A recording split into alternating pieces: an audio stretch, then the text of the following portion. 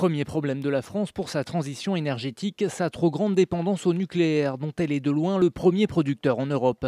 Environ 78% de l'électricité française est produite par des centrales nucléaires. En Allemagne, par exemple, ce chiffre est de 16%. Pour certaines associations, cela doit changer. Il va falloir produire notre énergie autrement avec des ressources qui sont renouvelables, inépuisables à l'infini. Le vent, on en aura toujours, et du soleil aussi. Et ça, c'est se garantir un approvisionnement durable. Donc ça, oui, il va falloir y passer. Et non, il n'est pas encore trop tard.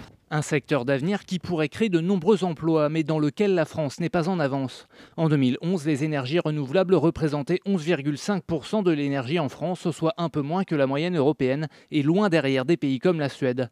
Sur ce sujet, le gouvernement fait face à la frilosité du patronat, qui déplore par exemple la fin des subventions au photovoltaïque fin 2010. On a été traumatisé par le moratoire sur le photovoltaïque, par exemple. Donc, comment voulez-vous demander à des gens d'investir sur ces nouvelles énergies si d'un autre côté, les financements qu'on leur promet, on leur enlève et qu'il n'y a aucune visibilité? La France peut en tout cas se féliciter d'être l'un des pays les moins émetteurs de CO2 en Europe.